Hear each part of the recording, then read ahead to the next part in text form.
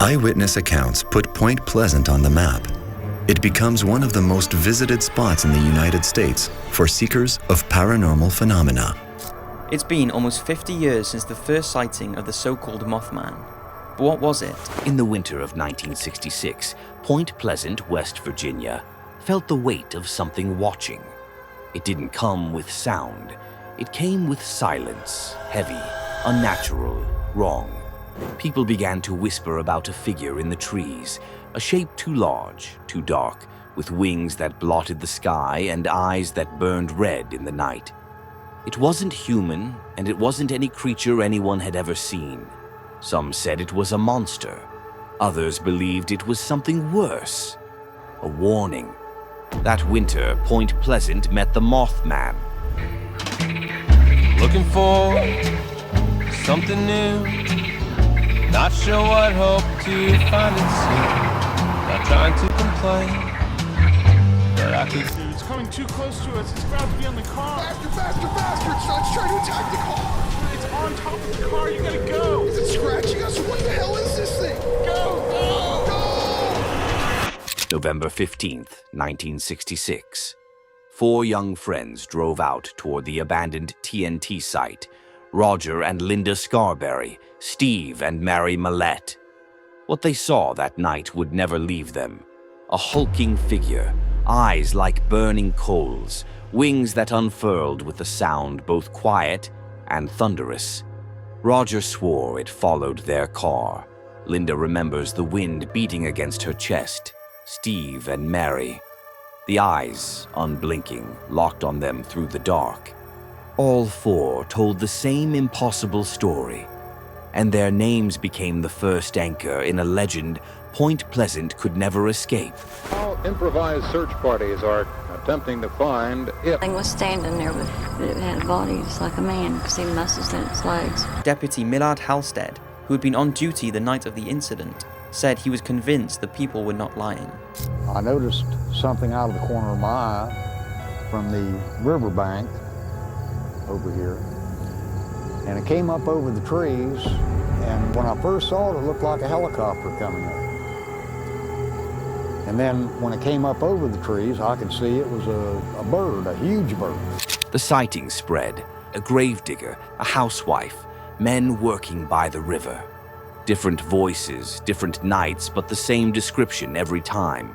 The shape, the wingspan, the red glowing eyes. Phone lines lit up across Point Pleasant. Police logs filled with frantic reports. Newspapers fed the wildfire. Some said radios went dead when it appeared. Others swore their dogs fell silent as if sensing something no one else could. The more it was seen, the clearer it became. This wasn't just an animal stalking the town. It felt deliberate, like a messenger no one wanted to meet. As months passed, the sightings slowed, but fear never left Point Pleasant. Just over a year since the first sighting, the Silver Bridge, a steel bridge connecting the states of Ohio and West Virginia, and the main route into the town of Point Pleasant, mysteriously collapsed. The accident took the lives of 46 people. You know, from the 15th to the 15th and over those 13 months.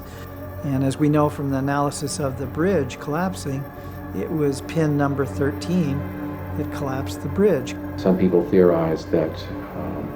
A year later, December 15th, 1967, the Silver Bridge collapsed into the Ohio River during rush hour.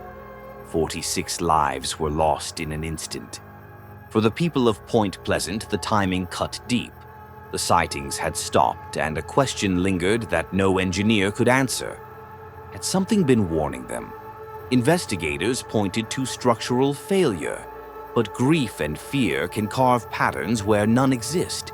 And for a mourning town, those patterns took on the weight of prophecy.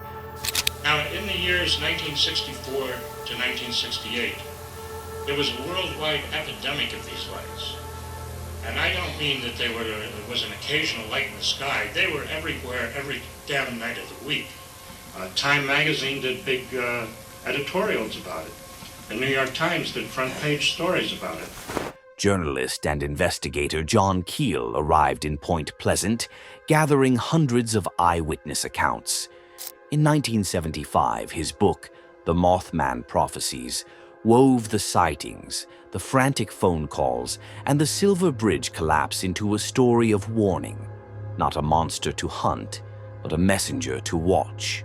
Keel's perspective gave the town a lens. Perhaps the creature wasn't the cause of tragedy, but a harbinger of it.